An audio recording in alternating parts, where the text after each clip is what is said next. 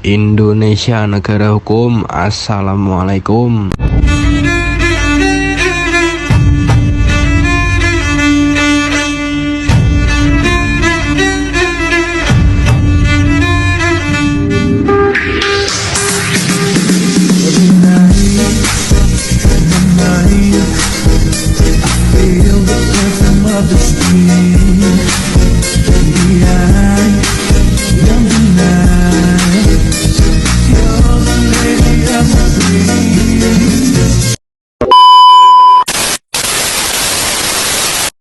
Politik luar negeri bebas aktif.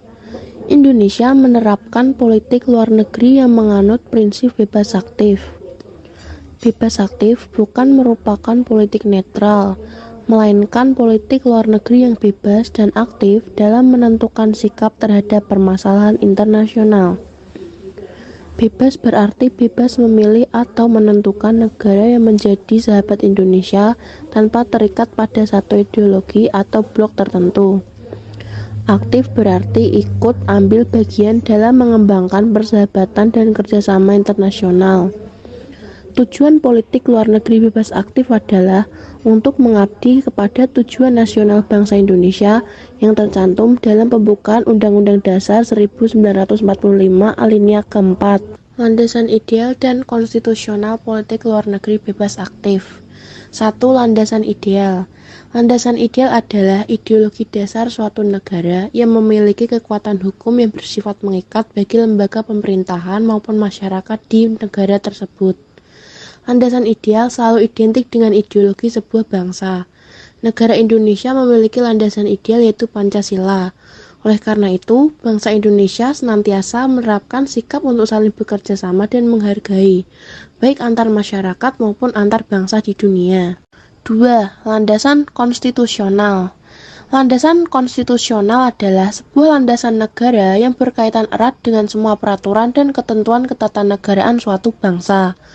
Konstitusi itu mencakup segala macam ketentuan dan peraturan ketatanegaraan atau hukum dasar dari sebuah negara. Salah satu tujuan konstitusi adalah membatasi kekuasaan untuk menghindari kesewenang-wenangan. Landasan konstitusional bangsa Indonesia adalah UUD 1945.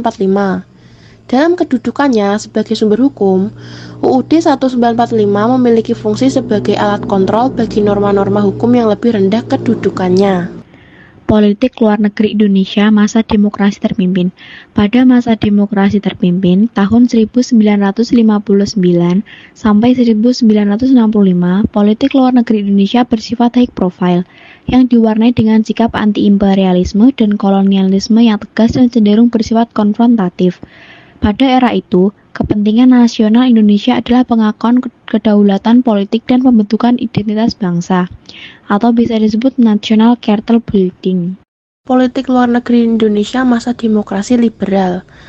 Prioritas utama politik luar negeri pasca diplomasi kemerdekaan hingga tahun 1950-an lebih ditunjukkan untuk menentang segala macam bentuk penjajahan di atas dunia, termasuk untuk memperoleh pengakuan internasional atas proses dekolonialisasi yang belum sesuai di Indonesia dan menciptakan perdamaian dan ketertiban dunia melalui politik bebas aktif. Politik luar negeri bebas aktif pada masa Orde Baru.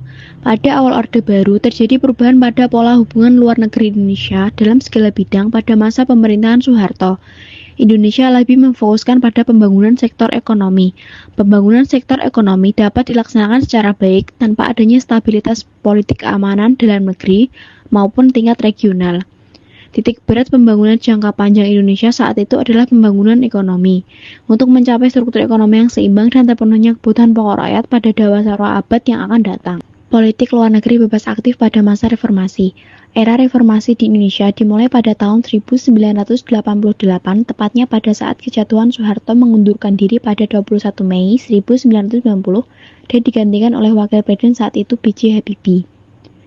Periode ini didirikan oleh lingkungan sosial politik yang lebih terbuka. B.J. Habibie menjadi presiden pertama di era reformasi. Munculnya era reformasi dimanfaatkan segenap bangsa Indonesia untuk membuka peluang dalam menata kehidupan yang lebih berdemokrasi. Halo teman-teman, jadi kelompok kita akan menjelaskan materi tentang terjadinya Konferensi Asia Afrika. Simak video ini terus ya. Teman-teman tahu gak sih kapan terjadinya Konferensi Asia Afrika dan di mana terjadinya? Kalau belum tahu, aku kasih tahu ya. Jadi, Konferensi Asia Afrika terjadi pada tanggal 18 April 1955 dan terjadi tepatnya di Gedung Merdeka, Bandung, Jawa Barat, Indonesia nih teman-teman. Nah, jadi teman-teman semua sudah tahu kan kapan terjadinya dan di mana Konferensi Asia Afrika itu terjadi? Kamu kenapa? Pusing nih, Pusing kenapa? lagi mikirin kenapa konferensi Asia Afrika bisa terjadi dan apa sebenarnya. Aku kasih tahu ya. Nah, untuk latar belakang KAA terjadi karena berakhirnya Perang Dunia Kedua pada Agustus 1945 yang seharusnya membawa perdamaian dunia. Namun, kenyataannya Asia Afrika masih terdapat konflik dan masalah baru. Situasi ini dipicu oleh munculnya dua blok dengan kekuatan yang bertentangan, yaitu blok barat yang dipimpin oleh Amerika Serikat dan blok timur yang dipimpin oleh Uni Soviet. Masing-masing blok berusaha menarik negara Asia dan Afrika agar menjadi pendukungnya. Akibatnya, permusuhan terselubung tetap hidup bahkan bertumbuh di antara kedua blok pendukungnya. Dan untuk tujuan KAA sendiri, yang pertama, mengembangkan saling pengertian dan kerjasama antara bangsa Asia dan Afrika. Yang kedua, meninjau masalah-masalah hubungan sosial, ekonomi, dan kebudayaan dalam hubungannya dengan negara peserta. Dan yang ketiga, mempertimbangkan masalah-masalah kepentingan khusus dari bangsa-bangsa Asia dan Afrika. Jadi tadi kan kita udah jelasin banyak nih, jelasin tujuan dan latar belakang Konferensi Asia Afrika. Terus enaknya kita jelasin apa lagi ya? Selain itu, kita akan menjelaskan tokoh-tokoh dan peran Indonesia di Konferensi Asia Afrika. Wah, mau tahu dong? Sini aku kasih tahu. Untuk tokoh-tokoh KAA terdiri dari Ali Sastroamidjojo Indonesia, Sir John Kotelawala Sri Lanka, Muhammad Ali Pakistan, Jawaharlal Nehru India, dan UNU dari Burma atau Myanmar. Peran Indonesia dalam KAA adalah menyampaikan pidato pembukaan KAA. Presiden Soekarno sebagai tuan rumah dan perwakilan Indonesia menyampaikan pidato pembukaan yang memaparkan visi dan aspirasi KAA 30 September 2023. Hasil dari KAA adalah 1. Kerjasama di bidang ekonomi, 2. Kerjasama di bidang kebudayaan, 3. Penyelesaian masalah hak asasi manusia, 4. Dukungan terhadap bangsa-bangsa yang belum merdeka, 5. Upaya untuk menciptakan perdamaian dan kerjasama di dunia.